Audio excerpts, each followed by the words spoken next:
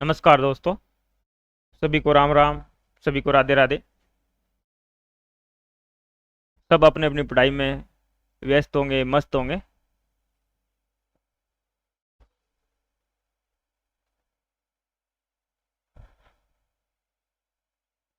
आज हम शुरू करने वाले हैं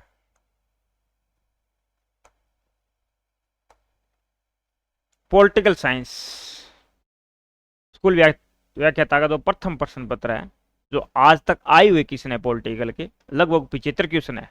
जो हमने सोलोड बुक निकाली है, सोलोड पेपर की जो बुक निकाली है, वो पूरी की पूरी सारे क्वेश्चन आपको फ्री में यूट्यूब पर हल करवाए जा रहे हैं।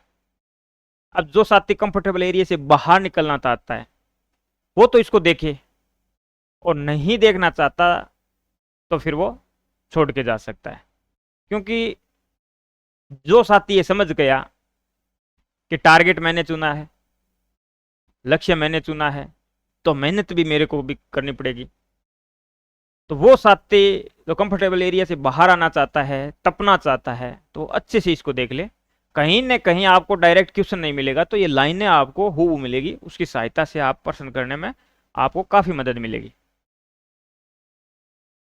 ये तो महात्मा बुद्ध ने खुद भी कहा था कि मैंने निर्वाण प्राप्त कर लिया। मैंने जो प्राप्त किया वो दूसरे को नहीं दे सकता, लेकिन मैं मार्गदर्शन कर सकता हूं कि ऐसे ऐसे मैंने किया, ऐसे ऐसे आप करोगे तो आप भी जहां मैं पहुंचा वहां आप भी पहुंच जाओगे। जो मैंने प्राप्त किया वो आप भी प्राप्त कर लोगे। तो वही बात है, कोई पढ़ाने वाला चाहे टॉपर हो, चाहे कितना ही अपने विषय का एक्सपर्ट हो, जब तक खुद मेहनत नहीं करोगे, हम एक मार्गदर्शन कर सकते हैं, जब तक खुद मेहनत नहीं करोगे इतने आपको सफलता नहीं मिलेगी। और जो एक का देसी घी है, ठीक है, एक सीधा पेपर लेने ला रहे लोग, तो वो तो एक तरफ डालडा गए, पतों को नहीं बनाना, वो लेवल एक आए हुए क्वेश्चन है, वो एग्जामिनर का व्यू होता है, ठीक है ना। उससे सबसे ज्यादा सहायता मिलती है हमको। और जिस साथी ने ये बुक खरीदी, उनको समझ में आ गया क्या पढ़ना है क्या छोड़ना है। इतना समझ में आते ही वो साथी अपना मैटर तैयार करके लग गया उसी दिन तैयारी की, ठीक है। दूसरे साथियों से वो 10 कदम आगे। आज हम 7-8 टॉपिक है अपने फर्स्ट पेपर के, तो शायद 2 वीडियो में हम 75 क्वेश्चन कंप्लीट कर लेंगे।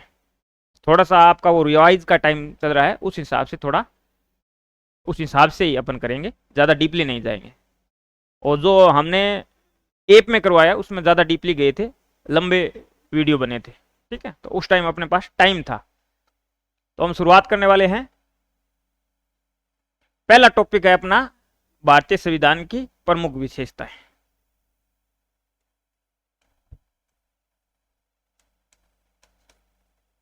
भारतीय संविधान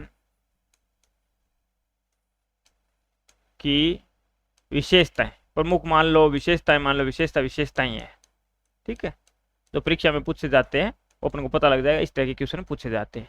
कुछ क्वेश्चन हमने इसमें सामान्य परीक्षा और संस्कृत शिक्षा विभाग और सामान्य दोनों शामिल किए हैं। तो संस्कृत विभाग में हो सकता है कुछ अलग सिलेबस में कुछ अलग इंक्लूड हो, लेकिन अपने केवल और केवल संविधान की विशेषताएं हैं।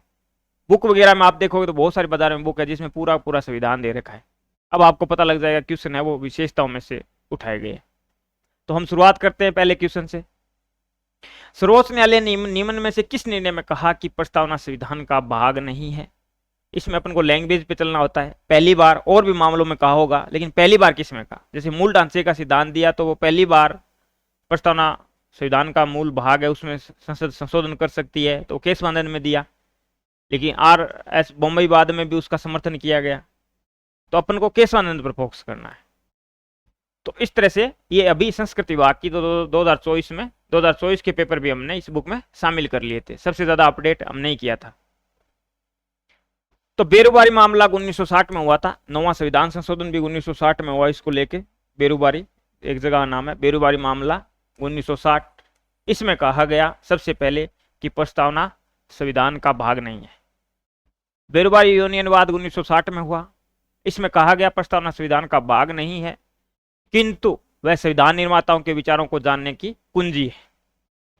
फिर सज्जन सिंह वाद आया सज्जन सिंह बनाम राजस्थान राज्यवाद 1965 में। कब आया? 1965 में। कौन सा वाद आया? सज्जन सिंह बनाम राजस्थान राज्यवाद 1965। उसमें कहा गया कि प्रस्तावना विधि निर्माताओं के मस्तिष्क की कुंजी है, इसे किसी भी रीति से संविधान का औपचारिक भाग नहीं कहा जा सकता। तो अपने लिए इंपॉर्टेंट हो जाता है बेरोबारीवाद, कि बेरोबारीवाद में कहा। उसके बाद गोरखनाथ वाद आया, सबसे चर्चित वाद था ये। इसमें तो ये भी कह दिया गया कि मूल अधिकारों में संसद संशोधन नहीं कर सकती।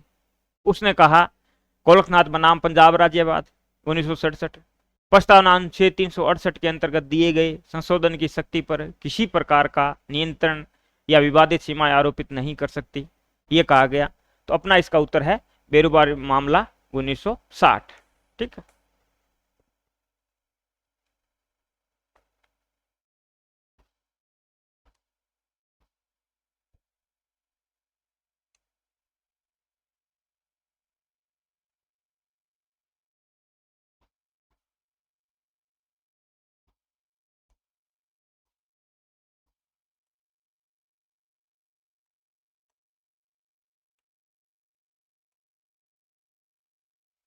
नेक्स्ट क्वेश्चन, किस मामले में सर्वोच्च न्यायालय ने प्रस्तावना संविधान की मूल संरचना के रूप में घोषित किया गया कि मूलभूत ढांचा है? तो पहला जो मूलभूत ढांचे से संबंधित सिद्धांत आया, अगर आपको इतना ही पता है कि मूलभूत ढांचे से संबंधित जो पहला वाद आया वो केशवानंद भारती वाद था। उसमें आज तक की सबसे बड़ी बेंच बैठी थी, 13 न्यायाधीश उसमें शामिल हुए थे। 24 अप्रैल, कई बार यह तारीख भी पूछ लेता है, 24 अप्रैल 1973 को इसका फैसला आया, यह तारीख भी पूछ लेता है। सिकरी जी मुख्य न्यायाधीश थे, पीठ के अध्यक्ष थे। इसमें दो तरह की पीठ होती है दोस्तों, एक होती है संविधान पीठ। संविधान पीठ में क्या होता है? संविधान पीठ में न्यूनतम 5 जज होंगे। संविधान से संबंधित कोई पीठ बनेगी तो उसमें न्यूनतम जज कितने होंगे? 5 होंगे। एक होती है सामान्य कानून से संबंधित कोई पीठ बैठती है, कोई सामान्य मामला आता है, सामान्य पीठ, तो इसमें न्यूनतम 3 जज होंगे। सामान्य पीठ में न्यूनतम 3 जज होंगे। और संवैधानिक कई बार पूछ लेता है, अनुच्छेद 145 में यही वर्णन है कि संविधान पीठ में न्यूनतम जज है वो 5 होंगे। तो इसमें 13 जज थे। ठीक है। मूलभूत ढांचा शब्द केशवानंद भारती वाद में अस्तित्व में आया और यह कहा प्रस्तावना संविधान का भाग है, प्रस्तावना में संशोधन किया जा सकता है, किंतु कोई संशोधन इस प्रकार नहीं किया जा सकता जिससे कि संविधान के मूल ढांचे पर प्रतिकूल प्रभाव पड़े। जैसे लोकतंत्र है तो लोकतंत्र को उठा के राजतंत्र नहीं ला सकते। हाँ, लोकतंत्र में कुछ सुधार करना है तो कर सकते हैं, संशोधन कर सकते हैं। अध्यक्षात्मक व्यवस्था अमेरिका में चलती है, अपने संसदात्मक व्यवस्था चलती है, तो ऐसे नहीं कर सकते कि अपना अध्यक्षात्मक व्यवस्था अपना लें। हाँ, संसदात्मक व्यवस्था में कुछ सुधार कर सकते हैं। तो ये मूलभूत ढांचा। बाद में मूलभूत ढांचा कोई कहीं संविधान में लिखा हुआ नहीं है कि ये मूलभूत ढांचे है। जैसे जैसे न्यायपालिका के वाद आते गए उसमें यह बताया गया कि पंथ निरपेक्षता मूल ढांचा है, समाजवाद मूल ढांचा है, प्रस्तावना मूल ढांचा है, अखंडता मूल ढांचा है, ठीक है, लोकतंत्र है मूल ढांचा है। तो इस तरह से न्यायपालिका विवाद से ये आते हैं। तो गोरखनाथ बनाम पंजाब राज्य 1967, केशवानंद भारती बनाम केरल राज्यवाद 1973, इसमें यह कहा गया प्रस्तावना संविधान का भाग है, इसमें संसद जब चाहे संशोधन कर सकती है लेकिन मूल ढांचे के साथ खिलवाड़ नहीं करेगी। नेक्स्ट क्वेश्चन,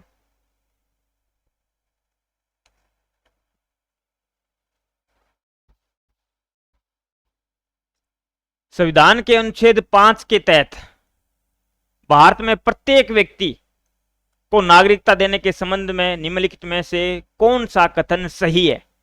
ये अंडरलाइन कर लेना, पेपर में गलती हो जाएगी, प्रेशर में गलती होगी। ये एक अनुभव होता है साथियों, बहुत बार हमने नहीं के चक्कर में गलती की है, सही है नहीं है, तो एक अनुभव हो जाता है कि जितना ज्यादा अपन अभ्यास करेंगे ये चीजें क्लियर होगी। ऐसे नहीं कि सुन लिया, ऐसे अपन को ध्यान में रखना है, उसको इंप्लीमेंट करके देखेंगे ना, तब अपनी गलतियों में सुधार होगा।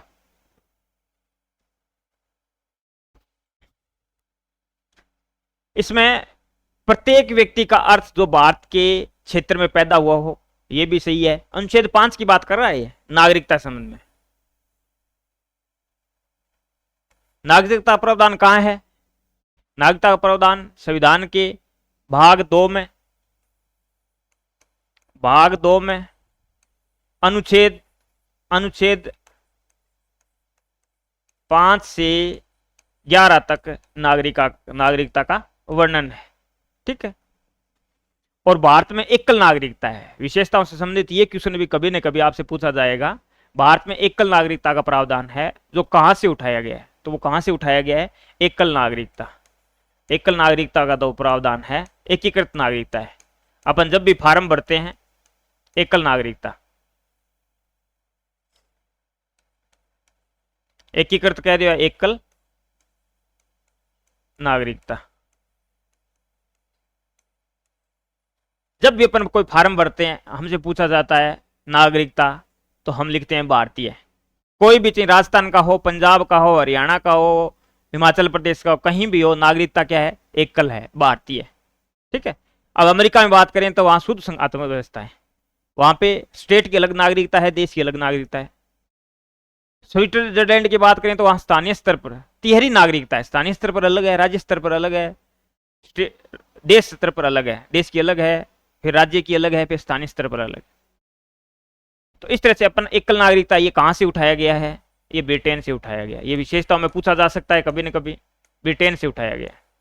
ठीक है। ब्रिटेन में एकल नागरिकता चलती है।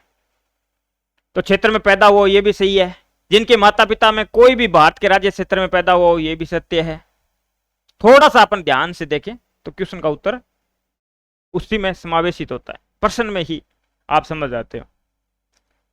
प्रत्येक व्यक्ति में कैदी सशस्त्र बलों के सदस्य शामिल है, जैसा कि भारत के संविधान के अन्य प्रावधानों द्वारा आवश्यक है। यह भी सत्य है। कैदी भी नागरिक ही है, सशस्त्र बलों के सदस्य भी नागरिक ही है। तो इसमें अपना उत्तर हो जाएगा ए बी सी।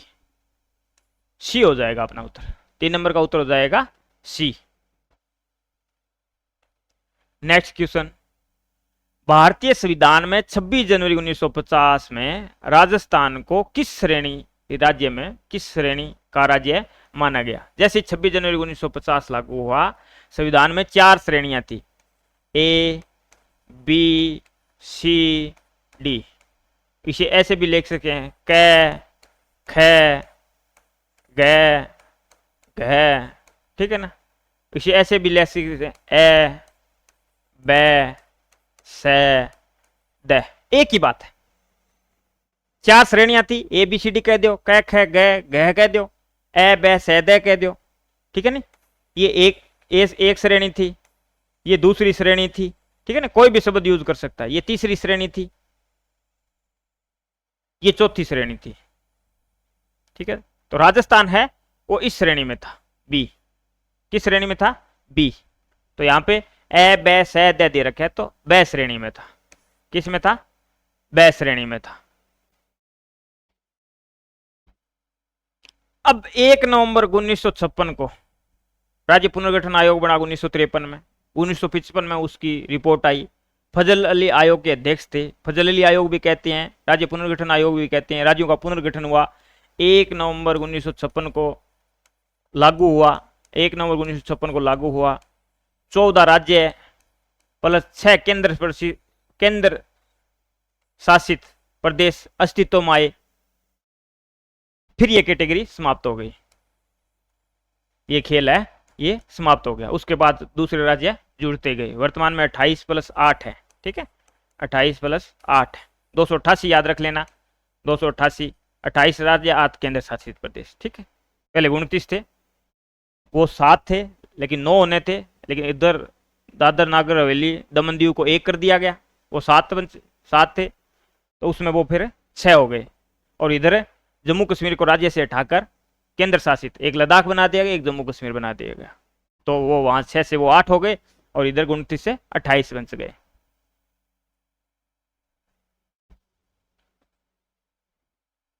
जो बड़ी देशी रियासतें थी वो इसी श्रेणी में थी। तो राजस्थान भी इसी में था। नेक्स्ट क्वेश्चन, भारतीय संविधान की उद्देशिका में किस या किन शब्दों का प्रयोग किया गया? प्रत्येक विद्यार्थी की प्रस्तावना याद होनी चाहिए। प्रस्तावना में से इतने ज्यादा क्वेश्चन बनते हैं, हर भर्ती में एक दो क्वेश्चन प्रस्तावना में से आते हैं। उद्देशिका में लिखा हुआ है हम भारत के लोग, तो लोग शब्द भी हो गया, लोग शब्द भी यूज हुआ है, हम भारत के लोग। भारत को एक संपूर्ण प्रभुत्व संपन्न समाजवादी पंथ निरपेक्ष लोकतंत्रात्मक गणराज्य बनाने के लिए तथा उसके समस्त नागरिकों को, तो नागरिकों शब्द भी यूज हुआ है, इसलिए लोग नागरिकों दोनों शब्दों का प्रयोग संविधान में हो। इसका मतलब अपना उत्तर हो जाएगा सी। ठीक है ना, ये याद है। तो इसमें से इतने क्वेश्चन बनते हैं कि चारों को क्रम में लगाओ। न्याय, स्वतंत्रता, समानता, बंधुता कैसे है, भारत शब्द कितनी बार यूज हुआ है, 2 बार यूज हुआ है। तो प्रस्तावना में से 1-2 क्वेश्चन हर भर्ती में, हर पेपर में आपको मिलेंगे। नेक्स्ट क्वेश्चन, संविधान सभा की प्रारूप समिति का अध्यक्ष कौन था? तो प्रारूप समिति के डॉक्टर BR अम्बेडकर जी थे। इसमें से यह भी पूछा जा सकता है कि वो कब बने। प्रारूप समिति है वो भारतीय संविधान के प्रारूप पर विचार करने के लिए इसका गठन किया गया। इसका गठन किसकी सिफारिश पर किया गया? तो संविधान सभा की जो कार्य संचालन समिति है, कार्य संचालन समिति,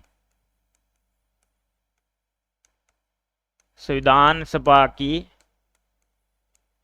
जो कार्य संचालन समिति है, कार्य संचालन समिति, कार्य संचालन समिति, इसकी सिफारिश पर किया गया, कार्य संचालन समिति की सिफारिश पर किया गया। और इसका अध्यक्ष कौन होता है? जो अध्यक्ष होता है वो इसका सभापति होता है, पदेन सभापति। तो अध्यक्ष होगा, तो संविधान सभा का अध्यक्ष कौन था? डॉक्टर राजेंद्र प्रसाद जी, राजेंद्र प्रसाद जी। 27 अध्यक्ष 11 दिसंबर 1946 को बने। ठीक, उनकी सिफारिश पर 29 अगस्त 1947 को संविधान सभा द्वारा इसका गठन किया गया। 7 सदस्यों का निर्विरोध निर्वाचन हुआ। 30 अगस्त 1947 को प्रारूप समिति की पहली बैठक हुई। अब 29 को इस समिति के सदस्यों का गठन किया गया, निर्विरोध निर्वाचन हुआ। 29 तारीख को इसका गठन हुआ, 29 अगस्त 1947, 29 अगस्त 1947। और 30 अगस्त को इसकी पहली बैठक हुई। 30 अगस्त 1947 को इसकी पहली बैठक हुई। यह भी पूछा जा सकता है कि इसकी पहली प्रारूप समिति की पहली बैठक कब हुई? 30 अगस्त 1947 को पहली बैठक हुई। और डॉक्टर अम्बेडकर जी को प्रारूप समिति का निर्विरोध सभापति है, वो 30 अगस्त को चुना गया। अब अपन चक्कर में पड़ जाते हैं, 29 अगस्त को गठन हुआ, तो 29 अगस्त को अब हमारी ये कॉलेज लेक्चर में क्वेश्चन आ गया था, ठीक है ना, अध्यक्ष कब बनाया गया?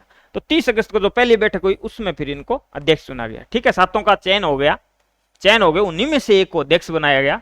तो डॉक्टर अम्बेडकर जी को 30 अगस्त 1947 को इसका पहली बैठक में इसको अध्यक्ष बनाया गया। नेक्स्ट क्वेश्चन, भारतीय संविधान के भाग 3 किससे संबंधित है? मूल अधिकारों से संबंधित है, मूल अधिकार। ठीक है, मूल अधिकारों से संबंधित है। किसने संविधान की अंतरशाला कहा? तो अंतरशाला किसने कहा? जवाहरलाल नेहरू जी ने कहा। किसने कहा? जवाहरलाल नेहरू जी ने कहा। जवाहरलाल नेहरू जी ने मौलिक अधिकार भाग 3 अनुच्छेद 12 से 35 है मौलिक अधिकार, ठीक, को संविधान की आत्मा कहा। वहीं अनुच्छेद 32 को संवैधानिक उपचारों का अधिकार है। अनुच्छेद 32 है, अनुच्छेद 32 अपने आप में मौलिक अधिकार है।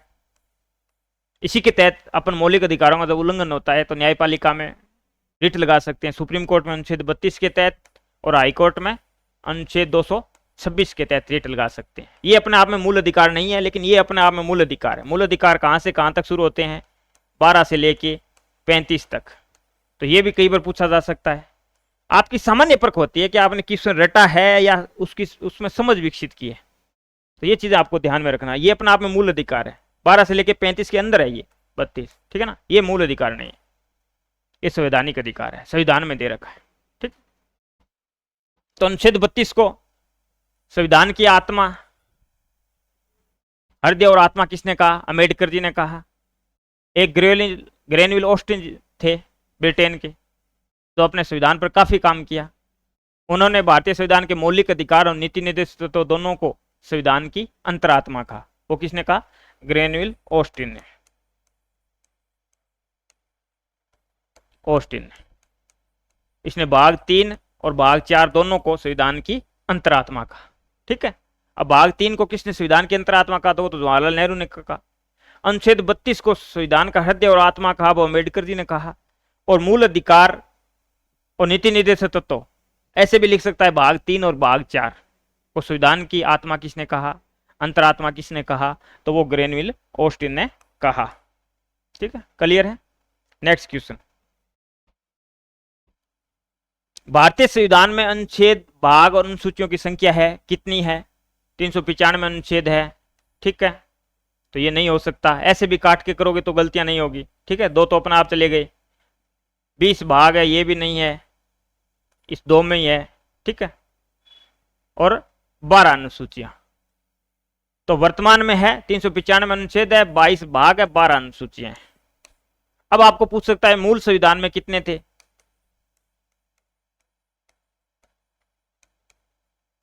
मूल संविधान में कितने थे, तो मूल संविधान में अनुच्छेद कितने थे, 395। आज भी कितने, 395। जो आप अलग दे रखे हो 4 कै बना दिया गया, ठीक है ना, तो वो उप अनुच्छेद है, उनको बात करें तो वो 445 के समथिंग चले जाते हैं, वो आपसे कभी नहीं पूछेगा। ठीक है ना, ये तो जीएसटी वाले कोई और जोड़ दिया, ठीक है ना, ABCD लगा के जोड़ दिए जाते हैं। ठीक है, वो अनुच्छेद की बात कर रहा हूं, वो भाग बोल दिया 4 है। ठीक है, ऐसे ही भाग है वो 22 है, उप भाग करके करें तो 25 है, लेकिन भाग भी सीधा पूछे आपको भाग कितने हैं, तो 22 है। अनुसूचियां मूल संविधान में कितनी थी, तो अनुसूचियां 8 थी। ये तो सेम है, आज भी सेम है, पहले भी मूल में भी इतने ही थे। तो अनुसूचियों की बात करें, अनुसूचियां कितनी थी, 8 थी, और वर्तमान में कितनी है, 12 है, 4 बढ़ गई। अब इसमें से आपसे पूछा जा सकता है, संविधान में अनुच्छेद 395 हो गए, भाग 22 हो गए, अनुसूचियां 12 हो गई, तो केवल अनुसूचियों में चेंजिंग हुई है, पहले मूल संविधान में 8 थी, अब 12 है। पहली अनुसूची जोड़ी गई, प्रथम संविधान संशोधन हुआ 1951 में, जून 1951 में पहला संशोधन हुआ।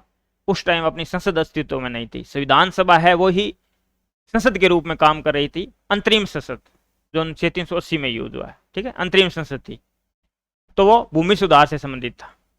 9वीं अनुसूची जोड़ी गई। 10वीं अनुसूची 52वें संविधान संशोधन 1985 द्वारा जोड़ी गई, जो दल बदल से संबंधित है। 11वीं अनुसूची 73वें संविधान संशोधन 1992 द्वारा जोड़ी गई, जो पंचायती राज से संबंधित है। 12वीं अनुसूची 74वां संविधान संशोधन 1992 द्वारा जोड़ी गई, जो नगरीय स्वशासन से संबंधित है। इस तरह 4 अनुसूचियां जोड़ी गई। ठीक है, नेक्स्ट क्वेश्चन, भारत का संविधान बहुत लंबा, बहुत कठोर, बहुत आगे है, ये किसने कहा था, तो आइवर जेनिंग्स ने कहा था। आइवर जेनिंग्स ने कहा था, वह शब्दावली चेंज की है। उन्होंने कहा था कि भारत का संविधान विश्व का सबसे विस्तृत व्यापक संविधान है, और इन्होंने ये लिख दिया संविधान बहुत लंबा है, बहुत कठोर है, बहुत आगे है, तो विश्व का सबसे बड़ा व्यापक विस्तृत संविधान कहा था उसने, तो ये आइवर जेनिंग्स ने कहा था। नेक्स्ट क्वेश्चन, भारतीय संविधान में कुछ लोकतांत्रिक विशेषताएं, लोकतांत्रिक विशेषताएं, तो वो लोकतांत्रिक विशेषताएं कौन कौन सी है अपन को चुननी है। 75(3), मंत्रिपरिषद लोकसभा के प्रति सामूहिक रूप से उत्तरदायी होती है। बिल्कुल मंत्रिपरिषद शब्द लिखा हुआ है, लोकसभा के प्रति सामूहिक रूप से उत्तरदायी होती है। लोकसभा नहीं लिखा हो तो विधायिका भी लिख सकता है, संसद भी लिख सकता है। ठीक है, तो ये भी सही है। 3 में, 2 में व्यक्तिगत रूप से राष्ट्रपति के प्रति है। ठीक, ये भी ध्यान में रखना है। 75(5) में मंत्री बनने हेतु संसद के किसी एक सदन की सदस्यता की अनिवार्यता है। बिल्कुल है, 6 माह के अंदर एक सदन की सदस्यता लेनी होगी। अगर किसी को मंत्री बना भी दिया जाता है और किसी सदन का सदस्य नहीं है, तो उसको 6 माह के अंदर इसकी सदस्यता लेनी होगी संसद के किसी भी सदन की, चाहे लोकसभा का सदस्य बन जाओ, चाहे राज्यसभा का बन जाओ। अगर नहीं बन पाता है तो उनको फिर इस्तीफा देना पड़ेगा। 6 माह के लिए वो मंत्री बन सकता है, प्रधानमंत्री भी बन सकता है। ये क्यों है, क्योंकि अपने संसदीय व्यवस्था है। अपने क्या है, संसदीय व्यवस्था है। संसदीय व्यवस्था में क्या है, कार्यपालिका है वो विधायिका के प्रति उत्तरदायी होती है। क्यों होती है, क्योंकि जो विधायिका का सदस्य होगा वो ही कार्यपालिका सदस्य बन पाएगा, वो ही मंत्री प्रधानमंत्री बन पाएगा। ठीक है ना, इसी के आधार पर संसदात्मक व्यवस्था है जहां शक्ति संलयन पाया जाता है। क्या पाया जाता है संसदीय व्यवस्था में, शक्ति शक्ति संलयन सिद्धांत पर चलती है, ये शक्ति संलयन सिद्धांत पर चलती है। और अध्यक्ष अर्थव्यवस्था में विधायिका कार्यपालिका कोई संबंध नहीं होता। जो विधायिका सदस्य है वो कभी भी मंत्री कार्यपालिका सदस्य नहीं होता। वहां क्या पाया जाता है, वहां शक्ति पृथक्करण पाया जाता है। वहां क्या पाया जाता है, पावर सेपरेशन पाया जाता है, शक्ति पृथक्करण पाया जाता है। बस इस संबंध के आधार पर, विधायिका कार्यपालिका जो संबंध है उसके आधार पर ही संसदीय व्यवस्था अध्यक्ष व्यवस्था का निपटारा होता है कि ये संस्थात्मक व्यवस्था है, ये अध्यक्षात्मक व्यवस्था है। तो ये भी सत्य है। अनुच्छेद 326 वयस्क मताधिकार से संबंधित है, बिल्कुल है। 18 वर्ष का होने पर उसको मत का अधिकार होगा अगर वो निर्वाचन नामावली में अपना नाम ऐड करवा लेता है। 325 में क्या लिखा हुआ है, धर्म, मूल, वंश, जाति, लिंग के आधार पर निर्वाचक नामावली, जो निर्वाचन की नामावली होती है उसमें नाम ऐड कराने के बाद ही अपन को मतदान का अधिकार मिलता है, के लिए किसी भी व्यक्ति का अपात्र नहीं होगा। अगर वो 18 साल का हो गया है और भारतीय नागरिक है और मतदान सूची में अपना नाम जुड़ाना चाहता है तो इस आधार पर, धर्म के आधार पर, मूल वंश के आधार पर, जाति के आधार पर, लिंग के आधार पर उसको अपात्र नहीं घोषित किया जाएगा कि आपका नाम इसमें ऐड नहीं किया जाएगा, ऐड करना ही पड़ेगा। तो अपने चारों ही सही हो गए। तो ए बी सी डी किस में है, ए में। अपना उत्तर क्या हो गया, ए बी सी डी चारों ही सत्य है। अब दूसरा बिंदु अपना यहां से शुरू होता है, कार्यपालिका, विधायिका और न्यायपालिका। कार्यपालिका, विधायिका और न्यायपालिका। ये थ्योरी में मैंने अच्छे से पढ़ाया है। ये सरकार के 3 अंग है। राज्य एक अमूर्त इकाई है, सरकार उसका मूर्त रूप है जिसके माध्यम से राज्य काम करता है। उसके 3 अंग है सरकार के। विधायिका कानून बनाने का काम है, कार्यपालिका मुख्य काम लागू करने का है, और न्यायपालिका सही गलत का फैसला करना है। ठीक है ना, जो गलत है उसको अवैध घोषित कर देगा, सही है उसको क्लीन चिट दे देगा। तो ये 3 अंग है सरकार के। संसदीय समिति के संदर्भ में निम्न में से कौन सा कथन गलत है? पहला क्वेश्चन गलत है, सही है, ये आपको अंडरलाइन कर लेना है, जरूर याद रखिए। ठीक है ना, प्रेशर में अपन गलत कर देते हैं। तो संसदीय समिति के संबंध में कौन सा गलत है? तो संसदीय समिति अपना प्रतिवेदन प्रधानमंत्री को प्रस्तुत करती है, बिल्कुल गलत है। यही अपना उत्तर हो गया। गलत पूछ रहा है तो अपना उत्तर यही हो गया, अपना उत्तर यही हो गया। प्रधानमंत्री को कभी भी प्रस्तुत नहीं करती है संसदीय समितियां, ये अध्यक्ष या सभापति या सचिवालय को अपना पेश करती है। संसदीय समिति का अर्थ है सदन द्वारा नियुक्त अथवा चुनी गई अथवा अध्यक्ष द्वारा नामित समिति, बिल्कुल सही है। संसदीय समिति अध्यक्ष के निर्देशन में कार्य करती है, बिल्कुल सही है। समितियां अध्यक्ष के निर्देशन में कार्य करती है। संसदीय समिति अपना प्रतिवेदन को अथवा अध्यक्ष या सचिवालय को प्रस्तुत करती है। अध्यक्ष एवं सभापति, अध्यक्ष एवं सभापति। अगर वो लोकसभा से संबंधित है तो अध्यक्ष को, राज्यसभा से संबंधित है तो सभापति को। ठीक है, तो ये भी सही है। तो अपना उत्तर गलत हो गया ए। इसमें होता क्या है, संसदीय समिति है वो सांसदों का एक चैनल, एक तरह का चैनल होता है, एक तरह का पैनल मान लो। ठीक है, जिसे सदन द्वारा नियुक्त या निर्वाचित किया जाता है। सदन के सदस्य उसको निर्वाचित करते हैं। कुछ सदस्यों को एकल संक्रमण विधि द्वारा अलग अलग वो आपने पढ़ रखी है, अथवा अध्यक्ष या सभापति द्वारा नामित किया जाता है। ठीक है, सदस्यों को या तो निर्वाचन किया जाता है सदस्यों या नामित किया जाता है अध्यक्ष या सभापति द्वारा। प्रकृति के आधार पर संसदीय समितियां 2 प्रकार की होती है, एक होती है स्थायी समिति और एक होती है तदर्थ समिति। स्थायी समिति तो लंबी चलती है, तदर्थ समिति कुछ समय के लिए, कुछ मुद्दों के लिए जो मुद्दा सुलझ जाता है तो समिति चली जाती है। ठीक है ना, अचानक उन मुद्दों को हल करने के लिए समिति गठित की जाती है। प्राक्कलन समिति है, उसमें वो संसद की सबसे बड़ी समिति है, वो प्राक्कलन समिति है।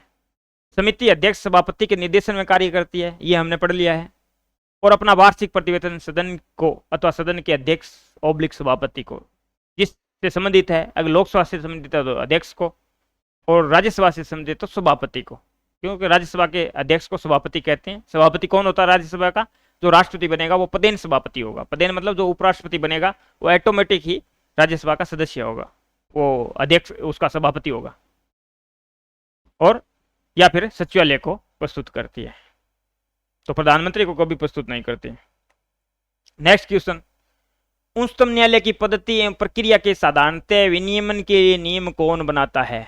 उच्चतम न्यायालय सुप्रीम कोर्ट के लिए पद्धति एवं प्रक्रिया, ठीक है ना, इसके लिए साधारणता सामान्य विनियमन के लिए नियम कौन बनाता है? तो इसका नियम कौन बनाता है? इसका नियम बनाता है उच्चतम न्यायालय द्वारा राष्ट्रपति के अनुमोदन से। उच्चतम न्यायालय बनाता है उच्चतम न्यायालय राष्ट्रपति के अनुमोदन से बनाता है। संविधान के अनुच्छेद 145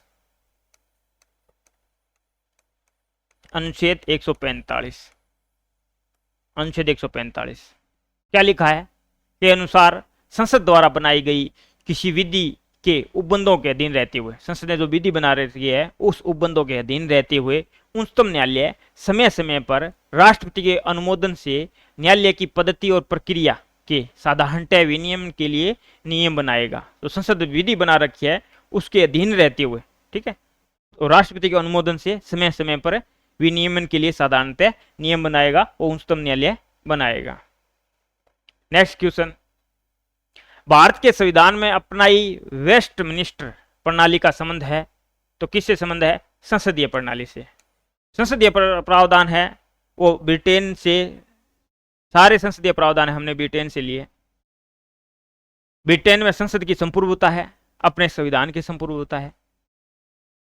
अमेरिका में न्यायपालिका की सर्वोच्चता है, अपने संविधान की प्रमुखता है। अपने दोनों को बैलेंस में किया है, न संसद संप्रभु है न न्यायपालिका सर्वोच्च है। जो अपने नियमों, अपने जो दायरे में रह के काम करेगा वो सर्वोच्च है, तो वो संविधान बताएगा कि किसका कौन सा दायरा है, ठीक है, तो अपने संविधान सर्वोच्च है। वेस्टमिनिस्टर प्रणाली या मंत्रिमंडलीय प्रणाली कह दो या उत्तरदायी प्रणाली कह दो, क्यों कार्यपालिका विधायिका के प्रति उत्तरदायी होती है, एक ही बात है। एक संसदीय सरकार का एक प्रकार है, वेस्टमिनिस्टर कह दो, मंत्रिमंडलीय कह दो, उत्तरदायी कह दो।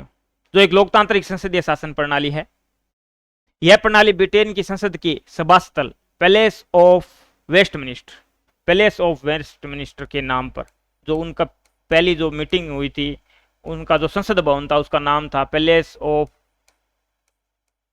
वेस्टमिनिस्टर, उसके नाम पर इसका नाम है वेस्टमिनिस्टर रखा गया, ठीक है ना। इसे मंत्रिमंडलीय से कह सकते हैं, उत्तरदायी भी कह सकते हैं, ये संसदीय के नाम है। इस प्रणाली में कार्यकारी शाखा, इस प्रणाली में क्या होता है, जो कार्यकारी शाखा होती है, कार्यकारी शाखा मतलब कार्यपालिका मतलब प्रधानमंत्री और मंत्रिपरिषद। अगर सीधा एक से बदली को मंत्रिपरिषद तो भी सही है, क्यों, प्रधानमंत्री इसका अध्यक्ष होता है, एक तरह का मंत्री होता है। मंत्रियों में जो प्रधान है वो प्रधानमंत्री है, मंत्रिपरिषद। ये किसके प्रति उत्तरदायी होती है? विधायिका के प्रति। विधायिका मतलब कानून बनाने वाली संसद। और पर्टिकुलर बात करें तो लोकसभा, ठीक है ना, जहां जनता का डायरेक्ट प्रतिनिधित्व के प्रति उत्तरदायी होती है। नेक्स्ट क्वेश्चन, संसदीय शासन प्रणाली की विशेषता क्या नहीं है? संसदीय प्रणाली है उसकी विशेषता क्या नहीं है?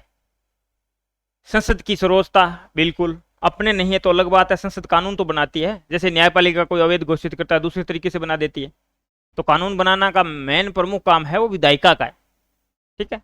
तो उस हिसाब से मत लेना कि भारत में सर्वोच्चता नहीं है, कानून बनाने अपने दायरे में रह के बनाती है तो सर्वोच्च है संसद, ठीक है ना। तो संसदीय सर्वोच्चता भी है। दोहरी कार्यपालिका, संसदीय व्यवस्था में दोहरी कार्यपालिका होती है। अध्यक्षतात्मक व्यवस्था में है वो ही राज्य का हेड होता है, वो ही सरकार का हेड होता है। इसमें दोहरी कार्यपालिका होती है, एक होता है राज्य का प्रमुख जो राष्ट्रपति भी हो सकता है, और संवैधानिक राजतंत्र है तो राजा भी हो सकता है, जैसे ब्रिटेन में, ठीक है ना। ये संवैधानिक प्रमुख होता है, नाम मात्र का प्रमुख होता है, कानूनी प्रमुख होता है। दूसरा होता है सरकार का प्रमुख, ये है दोहरी कार्यपालिका, सरकार का प्रमुख या वास्तविक प्रमुख, तो ये प्रधानमंत्री होता है, ये एक ही व्यक्ति होता है प्रधानमंत्री, ठीक है ना। अध्यक्षतात्मक व्यवस्था में ये अंतर नहीं मिलेगा आपको। राज्य का प्रमुख हेड ऑफ स्टेट भी वही व्यक्ति होगा, हेड ऑफ गवर्नमेंट का भी वही होगा। यहाँ पे हेड ऑफ स्टेट अलग होता है, राष्ट्रपति या राजा, और हेड ऑफ गवर्नमेंट है, वास्तविक प्रमुख है, वो प्रधानमंत्री होता है। वास्तविक कार्यपालिका एक बहुल निकाय होता है, बिल्कुल सत्य है। मंत्रिमंडल सामूहिक रूप से संसद के प्रति उत्तरदायी होता है, ये शब्द ही नहीं है, ठीक है ना, तो ये अपना गलत हो गया। मंत्रिमंडल नहीं होता है, मंत्री परिषद होता है, मंत्री परिषद होता है। संविधान में एक जगह मंत्रिमंडल शब्द हुआ है, वो हुआ है 44वें संविधान संशोधन द्वारा, अनुच्छेद 352 में, अनुच्छेद 352 में सशस्त्र विद्रोह 352 के आधार पर आपातकाल लगेगा, तो लिखित मंत्रिमंडल की लिखित सूचना के आधार पर आपातकाल राष्ट्रपति द्वारा लगाया जाएगा, ठीक है।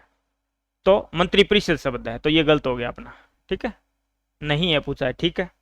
नेक्स्ट क्वेश्चन, निम्नलिखित में से किस विधायिका की अध्यक्षता उस निकाय के एक गैर सदस्य द्वारा की जाती है? तो वो है राज्यसभा। किसका? राज्यसभा। राज्यसभा का सभापति कौन होता है? सभापति कौन होता है? उपराष्ट्रपति, जो सदन का सदस्य नहीं होता। लोकसभा का अध्यक्ष होता है, वो उस सदन का सदस्य होता है, और उन सदन के सदस्यों में से ही चुना जाता है अध्यक्ष को। उपराष्ट्रपति जो है वो ऑटोमेटिक राज्यसभा का पदेन सभापति होता है। इन शब्दों के ध्यान रखनी है पॉलिटिकल में, पदेन सभापति। जैसे कार्य संचालन समिति का पदेन सभापति लोकसभा अध्यक्ष होता है, कार्य संचालन समिति है, पदेन सभापति है, लोकसभा अध्यक्ष होता है। इसका मतलब जो लोकसभा का अध्यक्ष होगा वो ऑटोमेटिक कार्य संचालन समिति का अध्यक्ष होगा। वैसे ही राज्यसभा का पदेन सभापति है, वो उपराष्ट्रपति होता है। जो इस पद पर आएगा, जो उपराष्ट्रपति बनेगा, वो राज्यसभा का सभापति होगा, उपराष्ट्रपति। ये राजनीतिक निरंतरता के लिए पद है, लेकिन जो इनको वेतन भत्ते, जो भी वेतन भत्ते दिए जाते हैं, वो राज्यसभा के सभापति के रूप में दिए जाते हैं। उपराष्ट्रपति के रूप में इसका कोई काम नहीं है। अगर राष्ट्रपति का पद खाली हो जाए तो राजनीतिक जो निरंतरता बनी रहे, उनके कर्तव्यों का निर्वहन करने के लिए ये पद, और ये कहां से उठाया गया है उपराष्ट्रपति वाला? यूएसए से उठाया गया, यूएसए से उठाया गया। नेक्स्ट क्वेश्चन, भारत में निर्वाचन।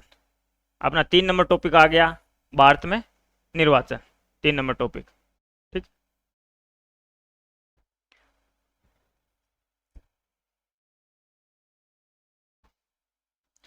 एक नागरिक को मताधिकार का प्रयोग करने से अयोग्य मानने के आधारों के सही समूह को चिन्हित कीजिए। चित्त विकृति, अपराध, गैर निवाद, दिवालियापन। दिवालियापन नहीं लिखा हुआ है, इसमें दिवालियापन है वो नहीं लिखा हुआ है। अनुच्छेद 326 की बात कर रहा है, अनुच्छेद 326 की बात कर रहा है, अनुच्छेद 326 की बात कर रहा है कि मताधिकार का प्रयोग करने के लिए अयोग्य किन आधारों पर घोषित किया जा सकता है। तो अनुच्छेद 326 में लिखा हुआ है वो अपराध, भ्रष्ट, अवैधानिक आचरण और गैर निवास, ये लिखा हुआ है, ठीक है ना। तो दिवालियापन शब्द उसमें नहीं लिखा हुआ है। यहां दिवालियापन आ गया तो ये गलत हो गया, यहां दिवालियापन आ गया तो ये भी गलत हो गया, ठीक है। आतंकवादी गतिविधि, ये भी नहीं लिखा है, आतंकवादी गतिविधि, ये भी शब्द भी नहीं लिखा हुआ है। इतना ही लिखा हुआ है 326 में कि अपराध, भ्रष्ट या अवैधानिक आचरण और गैर निवास के आधार पर अयोग्य घोषित किया जा सकता है, ठीक है। उसको छोड़ के सभी को मताधिकार का प्रयोग करने का अधिकार होगा। 17 नंबर, राजस्थान विधानसभा निर्वाचन 2018 में भाग लेने वाले राष्ट्रीय राजनीतिक दलों की संख्या क्या थी? ये थोड़ा सा डिफिकल्ट है, कैसे मैं आपको बता दूं। 2018 में जो राजनीतिक दल थे, जो राष्ट्रीय दल थे, राष्ट्रीय दल थे वो 7 थे, 7 राष्ट्रीय दल थे। कौन कौन से थे? बीजेपी थी, इंडियन नेशनल कांग्रेस थी, एनसीपी थी, टीएमसी थी और सीपीआई थी, सीपीआईएम थी, मार्क्सवादी, ठीक है। और 7वां दल था टीएमसी, तृणमूल कांग्रेस, टीएमसी थी। ये 7 दल थे। राष्ट्रीय दल 2018 में जब चुनाव हुआ राजस्थान विधानसभा का, ये 7 राष्ट्रीय दल थे। 8वां राष्ट्रीय दल है वो कौन सा बना? एनपीपी बना। ये कब बना? ये 7 जून 2019 को बना। 7 जून 2019 को बना। National People's Party, P Sangma वाली, ठीक है, इनके बेटे हैं, वो मेघालय के सीएम है, ठीक है। तो इसका मतलब ये 7 थे, बाद में 8 हुए, पहले 7 थे। इसको समझना है, आगे भी एक क्वेश्चन ऐसा आया है। तो इनमें से कितने दलों ने अपने भाग लिया? तो कितने दलों ने लिया? 6 दलों ने भाग लिया। इनमें 7 थे, 7 में से 6 दलों ने भाग लिया, ठीक है। तो इनमें से टीएमसी आ गई, 2 पर लिख दिया मैंने, बीजेपी, अच्छा यहाँ पे बीएसपी कर देते हैं, सीपीआई, और यहाँ BSP, Bahujan Samaj party, BSP, ठीक है ना। Bharatiya Janata party, Indian National Congress, NCP, National Congress party Sharad Pawar वाली, बहुजन समाज पार्टी मायावती वाली, सीपीआई 1925 में बनी थी, सीपीआई-एम मार्क्सवादी साम्यवादी पार्टी, तो ये इनमें से अलग होकर 1964 में बनी थी, ठीक है। ये विचारधारा के मुद्दे पे बनी थी। एक चीन को फॉलो कर रहे थे, दूसरा रूस को फॉलो कर रहे थे, ठीक है ना, सोवियत संघ को उस टाइम, ठीक है। और टीएमसी ये ममता बनर्जी वाली, ठीक है। और ये एनपीपी, नेशनल पीपुल्स पार्टी, ये 7 जून 2019 को बनी। तो 7 थी, 7 में से एक ने इनमें से भाग नहीं लिया, वो शायद टीएमसी थी, ठीक है। इतना ही पूछेगा आपसे। अब बाद में अगला चुनाव आया तो कितनी हो गई? 8 राष्ट्रीय दल हो गए। इनमें से एक क्वेश्चन और आया। अब ये 8 राष्ट्रीय दल हो गए, 8 राष्ट्रीय दल हो गए, राष्ट्रीय दल हो गए। ऐसा क्वेश्चन एक और है, मैं साथ ही हल करा देता हूं। 17 नंबर, 18 नंबर, 19 नंबर। ये देखो क्वेश्चन, भारत के निर्वाचन आयोग द्वारा कितने राजनीतिक दलों को राष्ट्रीय दल के रूप में मान्यता प्रदान की गई है? कितनों को मान्यता प्रदान की गई है? 19 नंबर। बताओ कितनों को मान्यता प्रदान की गई है? 6 को दी राष्ट्रीय दल के रूप में मान्यता प्रदान की गई है। 19 7, कितनों को प्रदान की गई है? 7।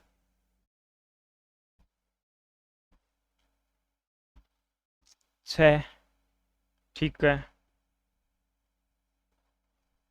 तो ये 6 को इसलिए बता रहा हूं मैं, यहां पे संशय पैदा होता है, बहुत से अभ्यर्थियों को मैसेज आते हैं, लेकिन ये 2018 में आया था। 2018 में कितने हो गए?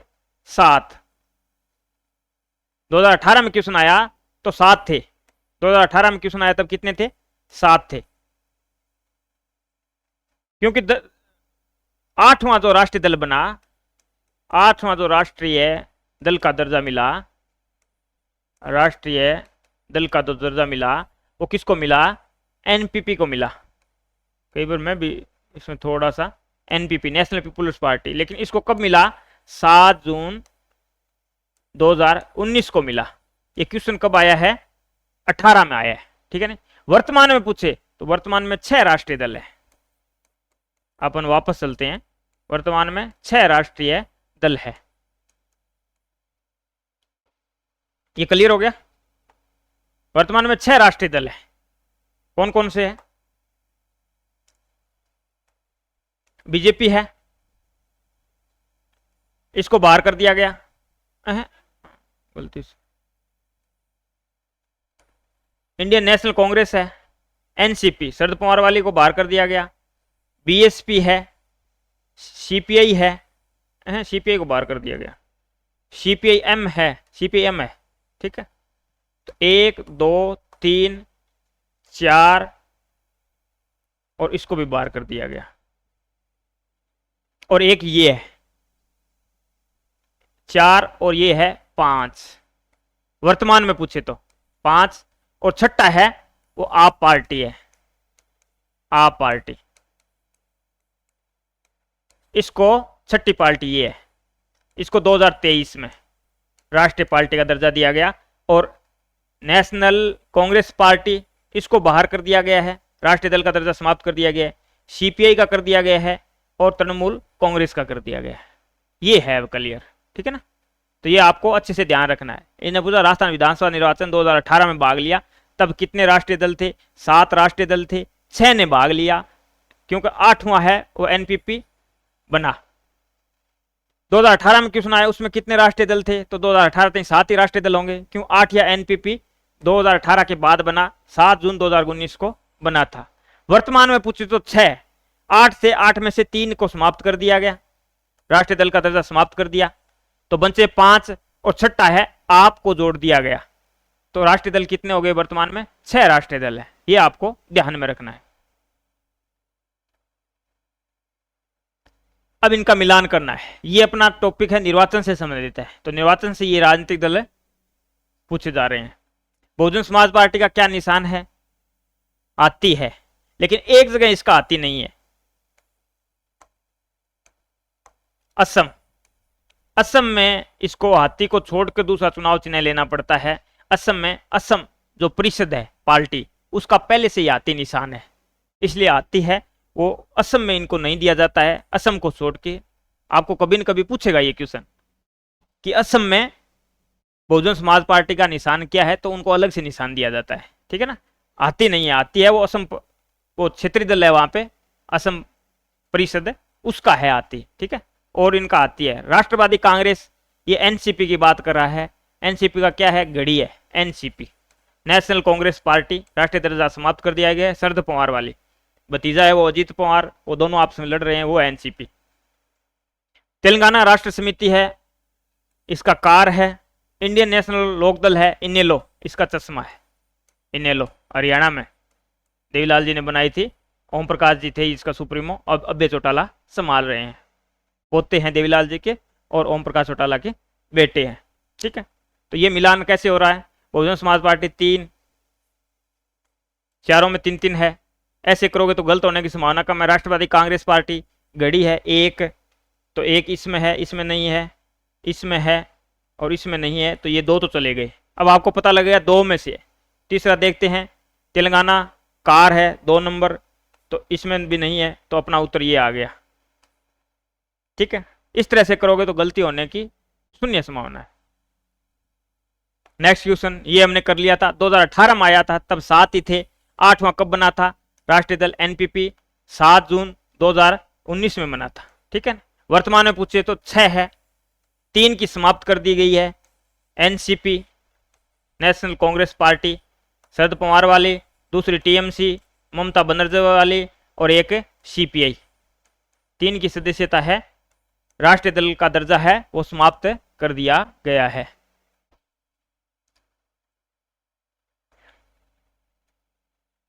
भारत का राष्ट्रपति निर्वाचन एवं आपातकालीन शक्तियां, अपना टॉपिक का नाम ही यही है। 20 नंबर क्वेश्चन।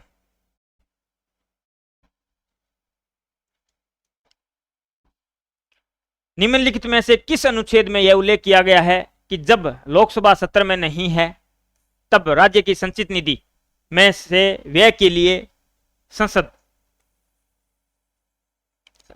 की मंजूरी लंबित रहने तक ऐसे व्यय को प्राधिकृत करने की राष्ट्रपति को क्षमता होगी? अनुच्छेद 357 ए ग में ये कहा गया है।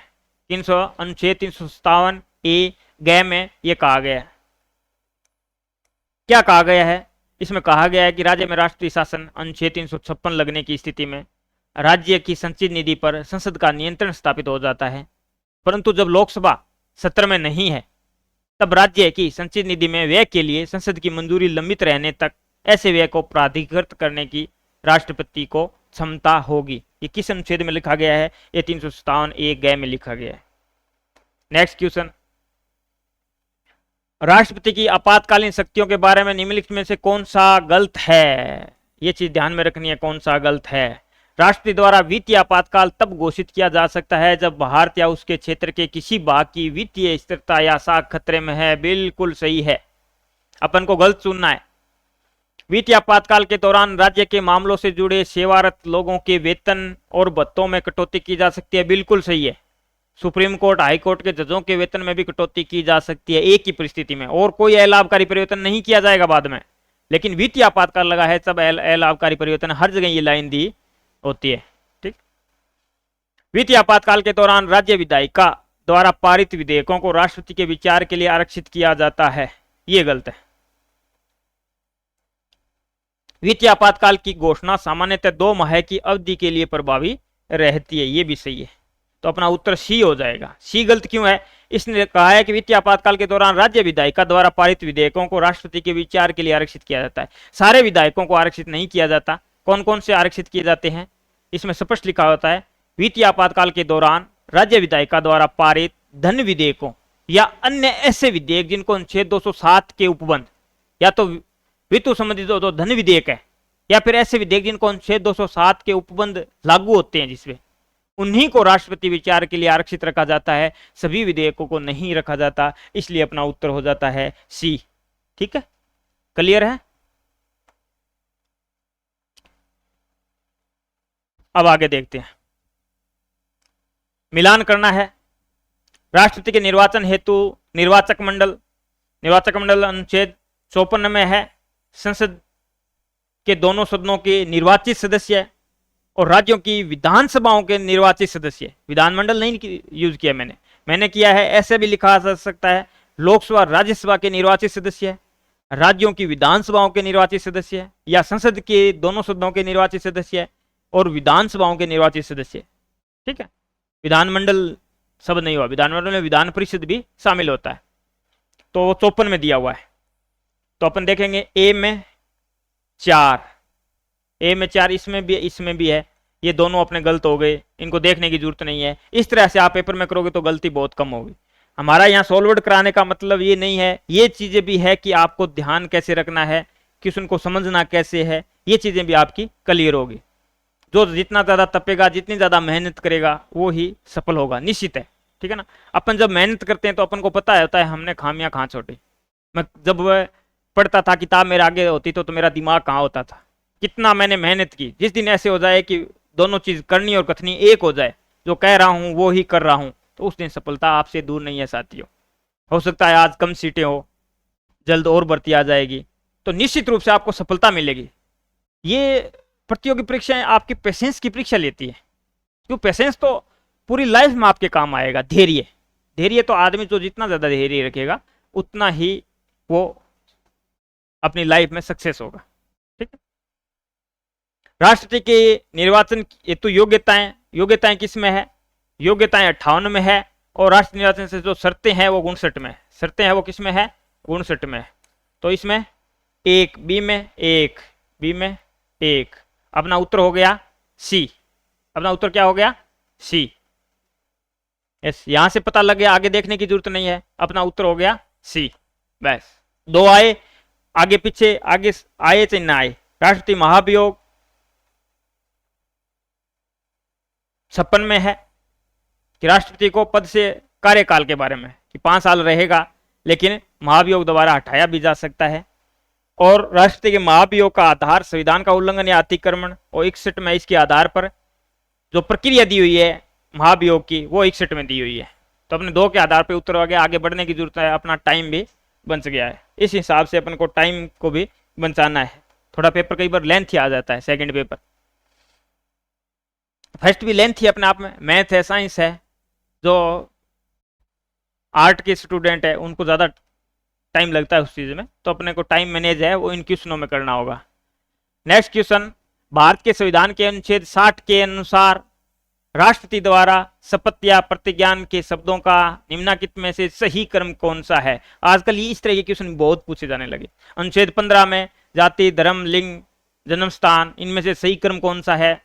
जो 12 सदस्य राष्ट्रपति मनोनीत करता है राज्यसभा में, साहित्य, विज्ञान, कला, समाज सेवा, उनका सही क्रम कौन सा है? इस तरह के क्वेश्चन बहुत पूछे जाने लगे। थोड़ा सा अपन कहते हैं डीपली नहीं, जो रियल शब्दावली है वो हम नहीं देखते। ठीक है ना, गाइडों का सहारा लेते हैं, गाइडों में रियल शब्दावली नहीं मिलती। इसके लिए अपने को बेयर एक्ट वगैरह ऑथेंटिक चीज पढ़नी होती है। तो इसमें लिखा हुआ है संविधान का परिरक्षण, संरक्षण और प्रतिरक्षण। अपना उत्तर हो गया बी। उत्तर क्या हो गया अपना? बी हो गया। क्या लिखा हुआ है? संविधान का परिरक्षण, संरक्षण और प्रतिरक्षण लिखा हुआ है। अनुच्छेद 60 के अनुसार भारत का मुख्य न्यायाधीश है, राष्ट्रपति को संविधान और विधि का परिरक्षण, संरक्षण और प्रतिरक्षण की शपथ दिलाता है। तो अनुच्छेद 60 में ये 3 शब्द लिखे हुए हैं। नेक्स्ट क्वेश्चन, भारत के राष्ट्रपति के चुनाव के संबंध में निम्नलिखित में से कौन से कथन सही है? राष्ट्रपति का चुनाव एक निर्वाचक मंडल द्वारा किया जाता है जिसमें संसद के सभी सदस्य भाग लेते हैं। गलत है। अभी आपको बताया सभी सदस्य भाग नहीं लेते संसद के, केवल निर्वाचित सदस्य भाग लेते हैं। क्या लेते हैं? केवल निर्वाचित सदस्य भाग लेते हैं। तो कथन आपको सही पूछ रहा है, ठीक है ना। तो ये अपना गलत हो गया। 1 नंबर ऑप्शन है वो अपना है, वो गलत हो गया। 24 नंबर क्वेश्चन, वह संसद के निर्वाचित सदस्यों, निर्वाचन मंडल है कौन से में? अनुच्छेद 54 में, अनुच्छेद 54 में है, ठीक है ना। संसद के निर्वाचित सदस्य और विधानसभाओं के निर्वाचित सदस्य, सदस्यों और राज्यों की सभी विधानसभाओं के निर्वाचित सदस्य, ये आ गया, ठीक है, ये सही है, ठीक है, से बने निर्वाचक मंडल द्वारा चुना जाता है। तो ये अपना सही हो गया। भारत के राष्ट्रपति के चुनाव में दिल्ली और पुडुचेरी के निर्वाचित सदस्य भाग लेते हैं। बिल्कुल लेते हैं, एक राज्य के रूप में इन्हें शामिल किया गया है, ठीक है। एकल संक्रमणीय मत, बिल्कुल मत का स्थानांतरण होता है, वोट एक ही होता है, लेकिन अगर पहले दौर में नहीं मिलता है तो दूसरे दौर की फिर गणना होती है।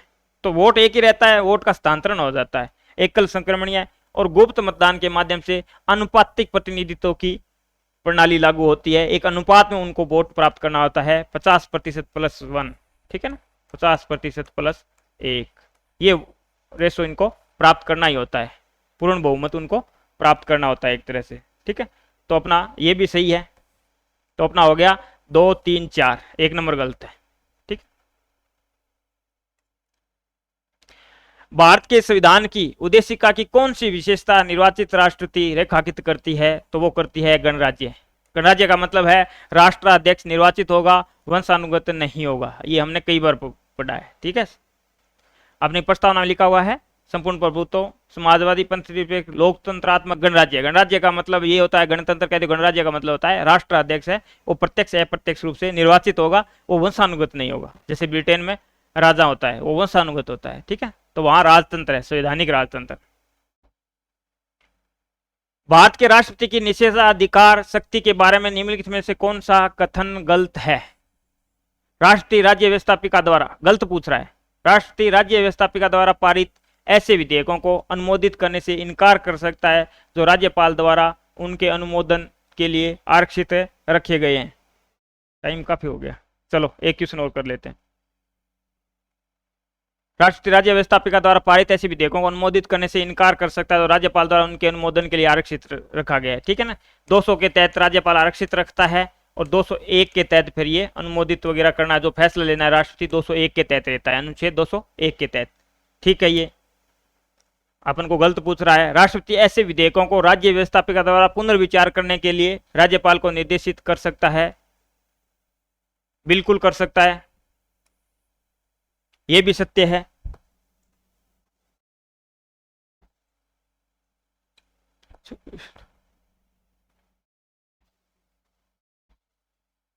यदि राज्य व्यवस्थापिका विधेयक को वापस राष्ट्रपति के पास भेजती है तो उनके पास विधेयक को अनुमोदित करने के अलावा कोई विकल्प नहीं रह सकता। नहीं, अगर संसद पुनर्विचार के बाद भेजती है तो उनको हस्ताक्षर करने के लिए बाध्य है।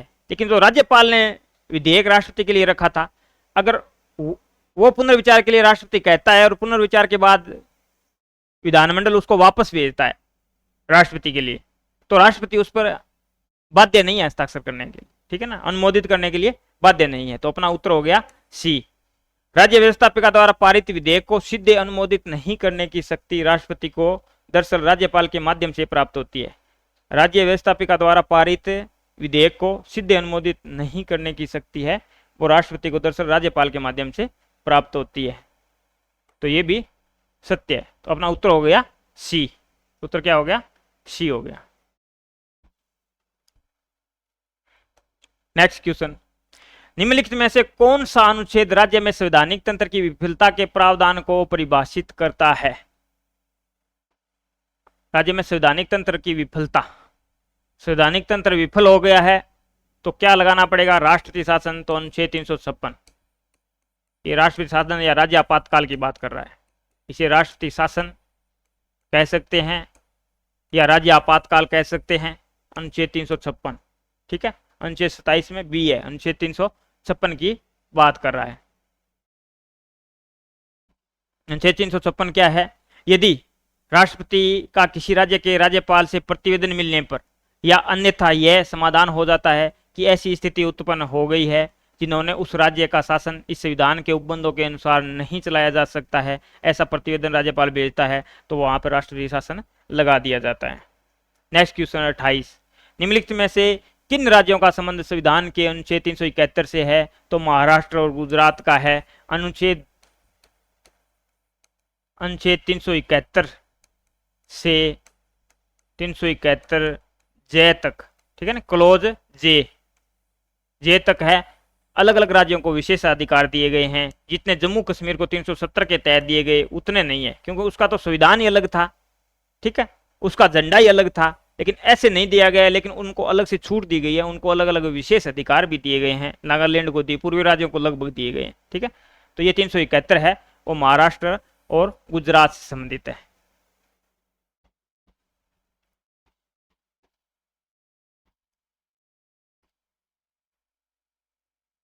नेक्स्ट क्वेश्चन, भारत के राष्ट्रपति का पद शासकीय प्रणालियों के किस संयोग को चरितार्थ नहीं करता है। राष्ट्रपति का जो पद है वो शासकीय प्रणालियों किस संयोग को, संसदीय व्यवस्था है, बिल्कुल, दोहरी कार्यपालिका है, राष्ट्रपति नाम मात्र का है, प्रधानमंत्री वास्तविक है, ठीक है, ये संवैधानिक प्रमुख है, गणतंत्रीय व्यवस्था है, बिल्कुल, राष्ट्राध्यक्ष निर्वाचित होता है, गणतंत्रीय है, बिल्कुल, लोकतांत्रिक है, बिल्कुल सही है, संघीय है, संघात्मक व्यवस्था है, वो अलग बात है, अर्ध संघात्मक है, लेकिन संघात्मक व्यवस्था तो है, सशक्त केंद्र के साथ है, तो संघ की ओर झुका हुआ ज्यादा है। ठीक है ना, संघात्मक है लेकिन एकात्मक लक्षण भी है। ठीक, संसदीय व्यवस्था भी है लेकिन अध्यक्षात्मक व्यवस्था नहीं है। अध्यक्षात्मक व्यवस्था में सरकार का प्रमुख और राज्य का प्रमुख एक ही व्यक्ति होता है, तो अपना उत्तर हो जाएगा डी। 30 नंबर क्वेश्चन, वे 3 आधार जिन पर संविधान के अनुच्छेद 352 के अधीन आपात उद्घोषणा की जा सकती है शामिल नहीं है, तो इसमें आपको बताना है कौन सा शामिल नहीं है। आंतरिक अशांति शामिल नहीं है, आंतरिक अशांति शामिल नहीं है, युद्ध है, बाह्य आक्रमण है, सशस्त्र विद्रोह है, शामिल नहीं है पूछा है, तो आंतरिक अशांति नहीं है। पहले संविधान में आंतरिक अशांति शब्द था, तो इंदिरा गांधी ने इमरजेंसी में इसका दुरुपयोग किया, आंतरिक अशांति के आधार पर आपातकाल लगाया। तो बाद में 44वें संविधान संशोधन द्वारा, 44वें संविधान संशोधन 1978 द्वारा, जैसे गैर कांग्रेसी सरकार आई, मोरारजी देसाई की जनता पार्टी की सरकार आई, 1944वें संविधान 1978 द्वारा आंतरिक अशांति की जगह, आंतरिक अशांति की जगह सशस्त्र विद्रोह, सशस्त्र विद्रोह शब्द का यूज किया, सशस्त्र विद्रोह। और एक लाइन और जोड़ दी, मंत्रिमंडल की लिखित सूचना के बाद, लिखित में देगा मंत्रिमंडल, लिखित सूचना के बाद, ठीक है, राष्ट्रपति आपातकाल लगाएगा। तो 352 में एक जगह ही मंत्रिमंडल शब्द यूज हुआ है, अनुच्छेद 352 में एक जगह मंत्रिमंडल शब्द यूज हुआ है, वो भी मूल संविधान में नहीं था, और हर जगह मंत्री परिषद है, वो 44 संविधान 1978 द्वारा अस्तित्व में आया। तो इतना काफी है 30 क्वेश्चन, आगे नेक्स्ट वीडियो में अपन कंप्लीट करेंगे। जय हिंद, जय भारत साथियों।